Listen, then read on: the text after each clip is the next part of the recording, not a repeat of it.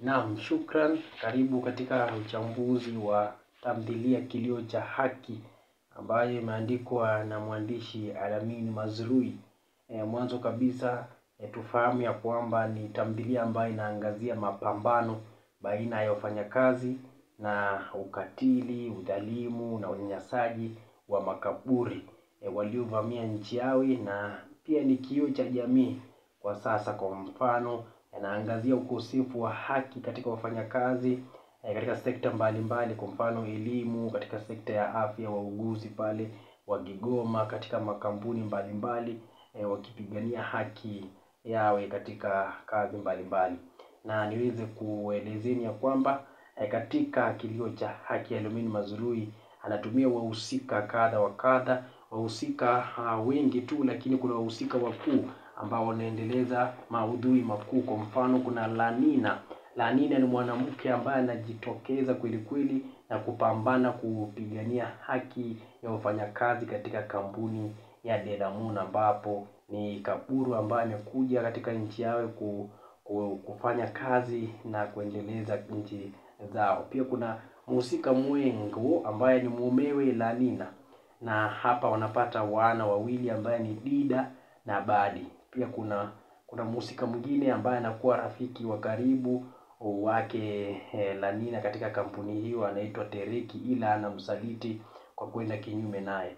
Pia kuna wasaidizi wa Delamon ambaye ni Shindo na Zari. Shindo na Zari ni wasaidizi wa Delamon. Pia nizungumzie kuhusiana na Musa na Dewe. Musa na Dewe walikuwa wafanyakazi wa Delamon, ila hao walikuwa wanaafikiana kikaribu na mawazo yake Lanina. Kuna viongozi wa chama cha wafanyakazi wa Delamon ambao walikuwa ni Peleha pamoja na Matuvu. Na pia kuna Kachero wa kwanza, Kachero wa pili. Kuna mzee Ingeli ambaye alimsaidia, ambaye alikuwa na kioski na alimsaidia sana Lanina baadaye. Kuna wakili wa serikali ambaye atadhihirisha maudhui ya wanasheria pale. Kuna mama, baba, na pia kuna wahusika wengine wadogo ambao wanatumika tu kuendeleza maudhui ama kuendeleza matukio mbalimbali kama vile Moza, kuna Mugaka, kuna bwana Anderson, kuna bwana Shah, kuna bwana Rudman ambaye anarejelewa kama kaburu mwenzake Delamon. Pia kuna bwana Hatila na wengine wengi. Na nikufahamishe wewe kama mwanafasitu ya kwamba kitabu ama tamthilia hiki cha Alamin Mazrui ya Kilio cha Haki, huyu mhusika anaonekana akifanya kazi katika kampuni hii na anang'ang'ana sana kupigania haki yao ya kimsingi. Kwa mfano, wanapatiwa kazi kubwa na nzito pale shambani, ila wanapatiwa mishahara kama mikia mbuzi kidogo kabisa. Na bila shaka pia hawa pia wanang'ang'ania haki yao kwa sababu ya masuala ya kimsingi ambayo nimezungumzia. Kwa hivyo wanaungana pamoja na wafanyakazi wenzao ili kuhakikisha kwamba wanapata haki yao na kuweza kumtoa huyu kaburu ambaye ni Delamon katika nchi yao. Na mwisho pale unapata ya kwamba, na si mwisho bali katika matukio ambayo inaendelea, utapata aliweza kukamatwa huyu mhusika ambaye ni Lamina. Aliweza kushikwa na kupeleka korokoroni ama pale katika kituo cha polisi, kwa sababu Delamon alikuwa ni mtu mwenye nguvu, ana uwezo wa kuzungumza na serikali. Na jinsi mnaelewa tu, watu katika makampuni ama katika sekta nzito wana uwezo wa kuzungumza na serikali. Hata mtu akienda kinyume na wao wanazungumza na wale mabosi. Kwa hivyo Lanina anashikwa, anapelekwa pale gerezani, anakandamizwa kwa kuchapwa na hata kutendewa kinyume, kwa sababu hata kuna ule mhusika ama kuna ule Kachero ama askari ambaye alitaka kumdhulumu kimapenzi. Na bila shaka baada ya kutoka kule huyu mhusika Lanina anakataa kuendelea kufanya kazi katika kampuni hiyo, baada hata ya kuwazungumzia wahusika wengi tu, wafanyakazi wengi ambao wamefuata nyayo zake na kukataa. Wanaanza migumu mikali inashuhudiwa katika kampuni ya Delamon. Lakini huyu mhusika ambaye ni Lanina anaamua kuacha kazi na anaenda kuomba kazi katika kioski ya mzee Ingili na kufanya kazi pale. Na mwishowe baadaye wanamtuma huyu mhusika Tereki kwenda kumzungumzia ama kumfisidi, kumwambia La Nina arejee kazini, huenda atapatiwa cheo ama ataweza kupatiwa hela nyingi angalau. Lakini huyu mhusika ambaye ni La Nina anakataa masuala kama hayo, na yeye anasema anataka kila mtu aweze kupata haki yawe ya kimsingi, na wafanyakazi wote waweze kuheshimiwa na kupatiwa mishahara ambayo inaoana na kazi yao nzito ambao wanafanya katika kampuni ya Delamon. Kwa hivyo tamthilia inaendelea kule mwisho tunapata mgumo unaendelea kushamiri na kuwa vikali. Wafanyakazi wanakataa kufanya kazi, wanapigania, wanaimba na kusema wanataka haki yao. Kwa hivyo mwisho kabisa tunapata kuna wahusika watatu ambao waliweza kuuawa. Mhusika mmoja akiwa ni huyu Delamon aliweza kuuawa, pamoja na mhusika mwingine ambaye jina lake alikuwa ni kuna majina ambaye alikuwa ni Shindo na Tereki, ambaye walikuwa watu karibu sana na Delamon. Na baada ya kuuawa walifunguliwa mashtaka. Huyu mhusika mwingine aliweza kufunguliwa mashtaka.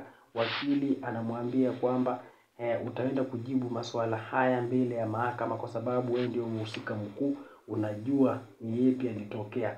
Lakini kweli La Nina anashtuka na anakuwa na wasiwasi, kwa sababu hakuwa ametarajia hayo. Ila anatoa kauli zake ya mwisho kumwambia mamake kwamba hata mambo yaende vipi atarejea nyumbani, na hata mambo yawe vipi atahakikisha kwamba anasafisha masuala ya siasa chafu na kuwa siasa safi. Na bila shaka tamthilia hiyo inaishia pale baada ya wafanyakazi kupigania haki yawe, na natumai ya kwamba yametuacha katika hali ya taharuki kidogo. Sisi kama wasomaji hatuwezi kufahamu, je, ni yapi ilitokea baada ya Delamon kufariki? Je, ni yapi ilitokea baada ya La Nina kupelekwa pale mahakamani?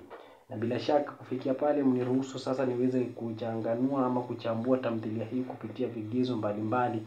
Na kigezo cha kwanza ambacho nazungumzia ni kuhusu maudhui. Maudhui yamejitokeza mbalimbali. Kwa mfano, kuna maudhui ya migogoro yamejitokeza. Kuna mgogoro baina ya wafanyakazi na huyu Delamon mwenyewe kwa sababu ya masuala ya mishahara na kazi ngumu. Kuna pia mgogoro baina ya La Nina, babake na mumewe, kwa sababu ya masuala ya kitamaduni. Hawa wanaume wanamuona La Nina amepotoka kimaadili. Kwa hivyo kuna mgogoro pale. Pia kuna maudhui ya ndoa. Kuna ndoa baina ya La Nina na Mwengo ambayo wana wana wawili, Badi na Lida. Pia ya tatu ni kazi. Kuna maudhui ya kazi jitokeza, kwa sababu kuna wafanyakazi ambao wanafanya kazi katika kampuni ya Delamon pale shambani. Na pia mhusika La Nina anafanya kazi katika kioski ama katika mkahawa ya mzee Ngeli. Pia kuna maudhui ya ufisadi imejitokeza. Ufisadi inajitokeza pale ambapo Delamon anajaribu kumfisidi La Nina, anamtumia Tereki kumtuma kwenda kumuongelesha La Nina arejee, huenda atapatiwa hela nyingi ama wataweza kupatiwa cheo katika kampuni ama katika kampuni yake Delamon. Pia kuna sheria ama kuna masuala ya kuhusiana na ukaida. Kwa hivyo pale korokoroni ama mwishowe tunapata kuna pale wakili ambaye anamueleza La Nina kuhusiana na maswali ya kifo ambayo ilitokea, na anapelekwa mahakamani. Pia kuna unyanyasaji na unyonyaji. Tunapata Delamon anawanyanyasa wafanyakazi wake kuwapatia mishahara midogo na kazi ngumu. Pia kuna maudhui ya tabaka. Kuna matabaka, kwa mfano ya maskini na matajiri. Wafanyakazi wanachorwa ama wanasawiriwa kama maskini, na kisha matajiri wanasawiriwa akiwa ni akina Delamon na wale wakuu katika ngazi mbalimbali. Pia kuna maudhui ya usaliti. Maudhui ya usaliti yanajitokeza pale ambapo Tereki anamsaliti rafiki yake La Nina, kwa sababu Tereki anaoana ama anakubaliana na masuala ya Delamon na hataki hata kusikia masuala ya kutetea haki za wafanyakazi wenzake. Na lakini mwishowe ni La Nina alikuja kufahamu hilo. Pia usaliti baina ya babake na La Nina. Kuna usaliti pale kwa sababu babake anamsaliti La Nina, badala ya kumsaidia na kumpiga jeki anamtuzi na kumkandamiza. Pia kuna ubabe dume unajitokeza. Ubabe dume inajitokeza kwa kutumia babake La Nina, mume wake Mwingu, na pia huyu wakili ambaye anamwambia wewe kama La Nina mwanamke ungejikita tu katika masuala ya unyumba badala ya kwenda katika masuala ya kisiasa kama hii. Angalia sasa imekuletea mambo kama haya. Kwa hivyo anadhihirisha ubabe dume. Pia kuna tamaa. Maudhi ya tamaa ni wazi pale ambapo Delamon ana miliki kampuni kubwa ambaye ana mali nyingi, lakini bado wanawakandamiza na ili kuweza kupata mali nyingi. Kwa hivyo kuna tamaa. Kuna tamaduni pia imejitokeza kutumia babake kwa kuonesha kwamba anaona mwanamke kama mtu ambaye hastahili kufanya mambo kama hayo. Pia kuna vifo, tunaona Delamon, Shindo na Teriki wanafariki. Pia kuna maswali ya wanasheria ambayo nimeweza kuzungumzia. Asante. Baada ya hapo nizungumzie kuhusiana na fani ya fasihi, na ndani ya fani kuna takriban vipengele vitano ambayo nitazungumzia kwa kimuhtasari sana. Kwanza kabisa ningependa kuzungumzia kuhusiana na masuala ya wahusika. Kuna wahusika mbalimbali, kwa mfano La Nina nimezungumzia, kuna Mwengo, kuna Delamon, kuna Tereki, Peleha, Motovu, baba, mama, kuna Dewi, Musa. Na ukiuliza kwenye mtihani kuchambua wahusika, itakuwa vyema uweze kujua sifa za hawa wahusika. Kwa mfano La Nina alikuwa ni mchapakazi, mtenda haki, ni mtu ambaye ni mwenye bidii, mtu ambaye amejitolea muhanga kupigania haki, ni mtu ambaye ni msomi kwa sababu anafahamu kuhusiana na masuala ya sheria.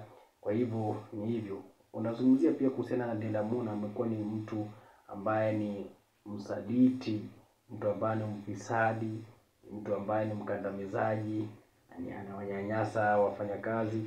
Ni hivyo, wakati unawaambia wachambue wahusika, ni vizuri kuweza kuchambua kutumia sifa zao, na pia unaonesha mhusika fulani ameendeleza maudhui fulani. Kwa mfano La Nina anaendeleza maudhui ya kazi, unapata ya kwamba Delamon anaendeleza maudhui ya unyanyasaji ama ufisadi, na hivyo hivyo.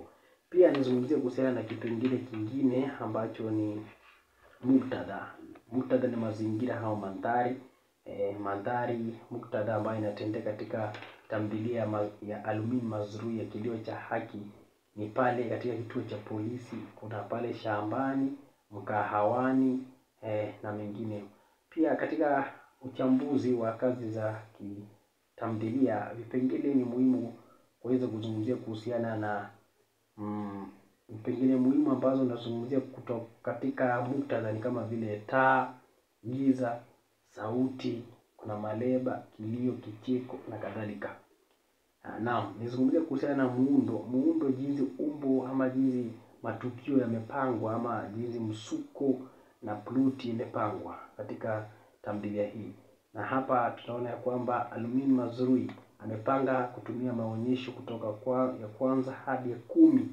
Na pia tusisahau ya kwamba kuna huu mtindo ambayo kila tamthilia huo unatumia. Kuna huu muundo ambao kuna utangulizi, kuna mgogoro, kuna upeo, mshuko, na pia kuna matarajio pale mwisho.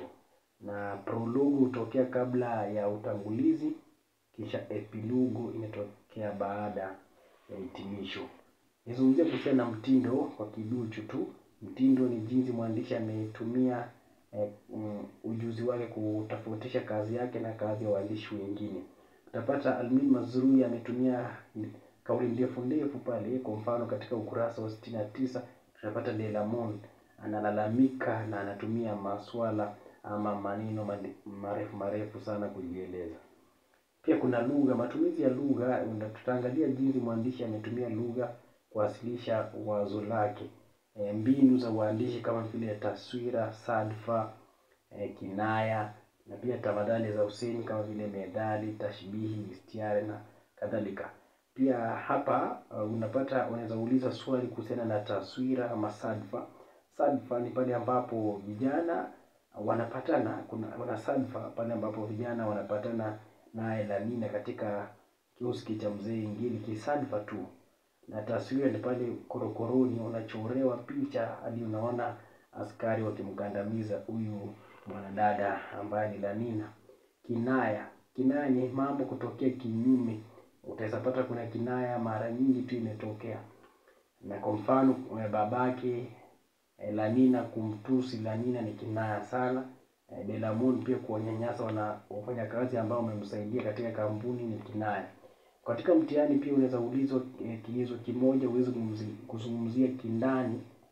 Kwa mfano unaweza kuuliza kinaya imetumika vipi na ni alama 20. Lazima hapo uwe mwanafunzi ambao umesoma kwa kina ili uweze kuchambua na kutoa hoja ambazo zinaonyesha kinaya jinsi imejitokeza.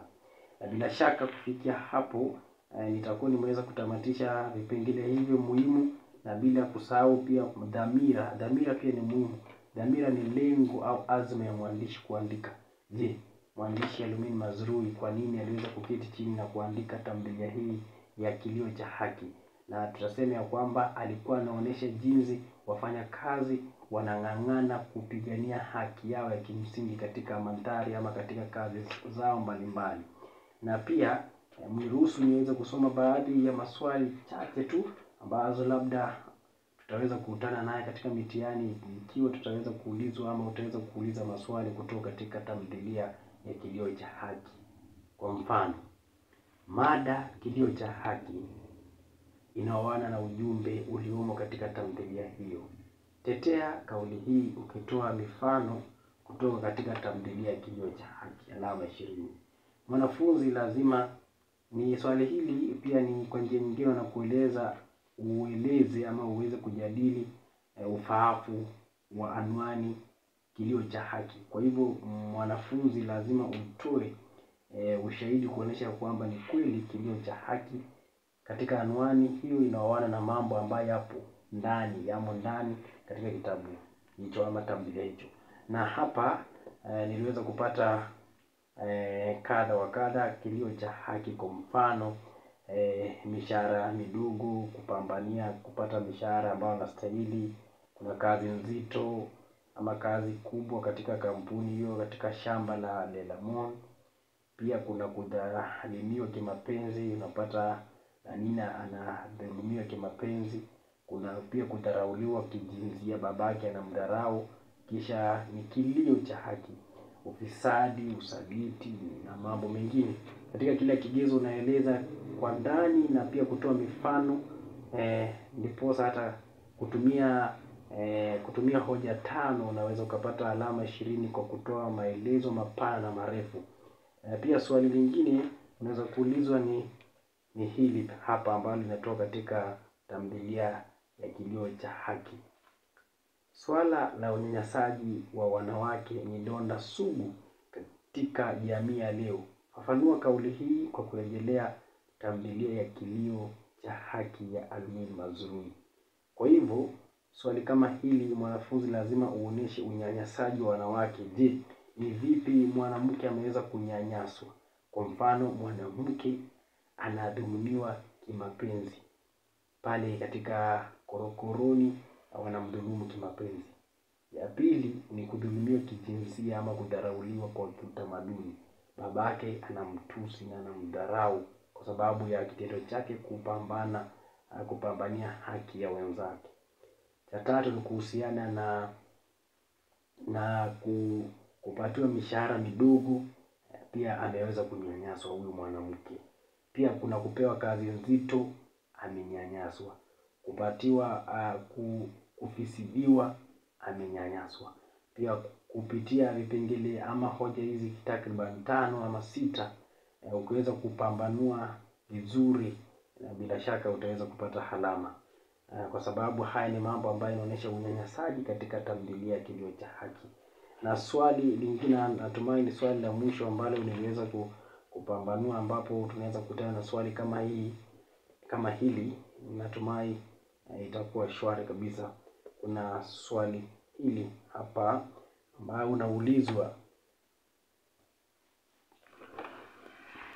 unaweza kuulizwa kupambanua maudhui mbalimbali na jinsi yanavyojitokeza katika jamii kupitia tamthilia ya Kilio cha Haki. Swali kama hili natumai itakuwa mboga, kwa sababu tumeweza kupambanua, tumeweza kueleza maudhui mbalimbali jinsi yamejitokeza katika tamthilia hii ya Kilio cha Haki. Kufikia hapo sina la ziada, ila tu nikufahamisha ya kwamba kuna baadhi ya maswali ambayo yataweza kutokea na labda tujaweza kugusia, lakini itakuwa yameoana na mambo ambayo tumeweza kuzungumzia katika uchambuzi huu kwa kina. Na bila shaka nikukumbusha kwamba hakuna binadamu ambaye amekamilika. Ukisoma utaweza kupambanua mambo mengine muhimu ambayo sisi hatujaweza kuchambua. Kufikia hapo nakutakia kila laheri katika kazi za kifasihi. Sina la ziada. Ni mimi Daniel Musopo, msimulizi. Shukrani za dhati.